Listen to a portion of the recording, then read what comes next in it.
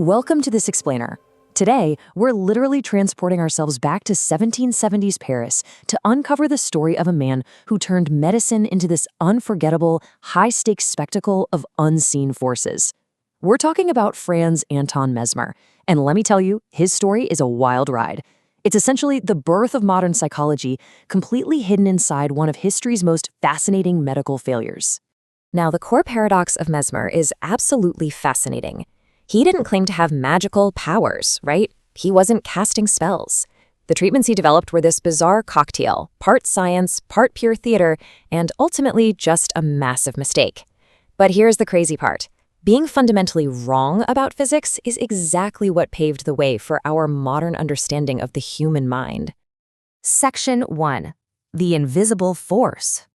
So back in his 1766 doctoral thesis, Mesmer coined this term, animal gravitation, which eventually evolved into his grand theory of animal magnetism. And to be clear, he didn't think he was practicing magic. He genuinely believed he had discovered a hard scientific law. He proposed that there was this continuous, invisible fluid filling the entire universe, connecting the planets and stars directly to our nervous systems. If you were sick, well, it just meant your cosmic fluid was blocked. And, in an era where scientists were just beginning to figure out electricity, this idea of unseen energies flowing through the body, it actually sounded entirely plausible. Moving on to Section 2, the theater of healing. By 1778, after getting mixed up in a bit of a scandal in Vienna, Mesmer packed up, moved to Paris, and created a sensory-rich healing environment unlike anything the world had ever seen. I want you to imagine walking into a dim room in 18th century Paris. Mirrors are reflecting this faint light, there's incense drifting through the air, and right in the center is this strange, almost sci-fi-looking device called a baquette.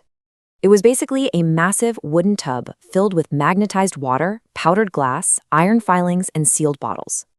Up to 30 patients at a time would just gather around it. They'd press these iron rods jutting out from the lid against whatever body part was hurting, or they'd link hands with each other to complete a literal magnetic circuit. But wait, the tub was only half the experience. The atmosphere was incredibly calculated. Because Mesmer, he was a master performer. As his patients sat there, knees touching, thumbs linked, this ethereal music would float through the background. It was often played on a glass harmonica, which is actually an instrument invented by Benjamin Franklin. Then, the man himself, Mesmer, would enter, and he would command the room, wearing a lilac silk robe and gold slippers, carrying an iron wand. No joke. He'd use these intense stares and sweeping hand motions to physically guide this invisible fluid. So, what was the actual payoff of all this theatrical buildup? Well, the ultimate goal of Mesmer's treatment was to induce what he called a crisis. He firmly believes that the only way to break those fluid blockages and restore health was through a violent physical reaction. Patients would just suddenly convulse, laugh uncontrollably, burst into tears, hiccup, or even pass out. And what's really fascinating here is how contagious it was. It was like wildfire. One person's sobbing would set off a chain reaction until the entire room was literally caught in this massive storm of emotion and movement. Which brings us to Section 3, the royal investigation. Now, as you can probably guess, Mesmer's clinics became enormously popular and highly lucrative. But by 1784, the frenzy was just so intense that King Louis XVI himself had to step in. And this sets up a fascinating clash between Mesmer's high society theater and the cold, hard scientific method. The king appoints a royal commission to investigate, packed with scientific heavyweights. We're talking Benjamin Franklin and Antoine Lavoisier. They ended up conducting one of the earliest controlled trials in human history, right in Franklin's garden. They tested a follower of Mesmer using an apricot tree. First, the follower supposedly magnetized one specific tree. Then they brought in a blindfolded boy, led him to several trees, and told him to report exactly when he felt the magnetic force. The result? The boy completely collapsed into a violent crisis at the fourth tree, which hadn't been magnetized at all. He was reacting entirely to what he expected to happen, not to any invisible cosmic fluid. On August 11, 1784, the commission published its report, and it contained this absolutely devastating phrase, absolutely no proof. With those 3 words, they completely dismantled Mesmer's entire cosmic fluid theory. Once patients couldn't see what was happening, or when they were tricked into thinking they were being magnetized, the real cause of their reactions was laid completely bare. But the commission's true realization was deeply profound. They concluded that the magnetic fluid was, for sure, imaginary. But, and this is a huge but, they didn't say the effects were fake. People really did feel better. They really did go into these deep trances. The commission simply identified the real culprits: touch, imagination, and imitation. Without even knowing it, they had essentially documented the placebo effects and the sheer power of suggestion. Oh, and fun fact, they also submitted a secret supplemental report to the king. They warned that the intense emotional intimacy of these sessions, which were usually between male magnetizers and female patients, posed a serious moral danger to society. All right, Section 4, the birth of hypnosis.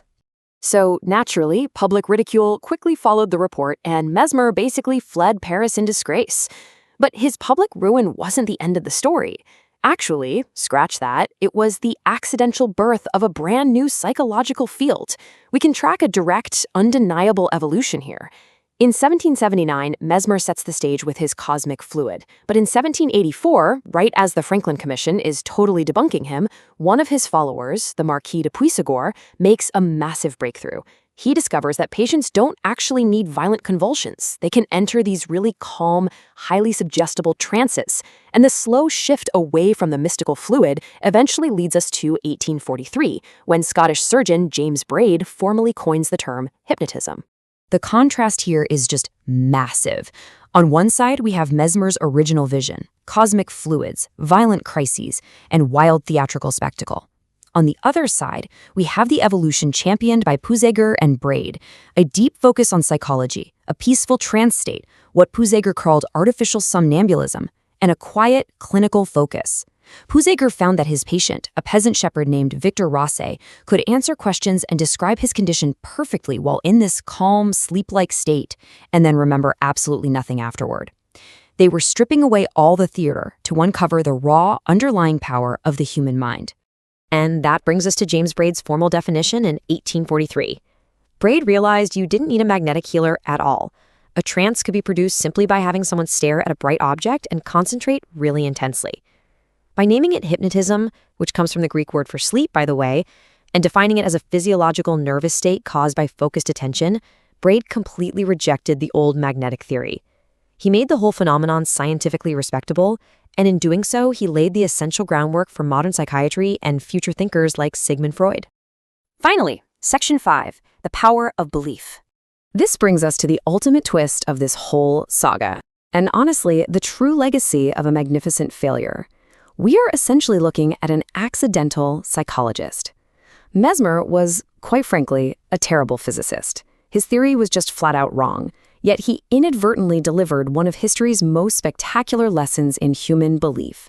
He proved how incredibly easily our physical experiences are influenced by our environment, by a compelling performance, and most importantly, by our own deeply held expectations.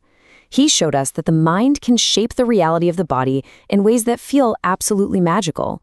So, as we wrap up this explainer, while Mesmer's Bacchae is long gone, his lilac silk robe is definitely out of fashion, and his universal magnetic fluid has totally vanished into history, we are left to ponder a deeply profound, lingering mystery. Think about it. If a wooden tub and some powdered glass could cure the ailments of 18th century Paris simply because people expected it to, how much of our own healing, even today, comes not just from the medicine we take, but from the simple, profound power of belief? Something to think about.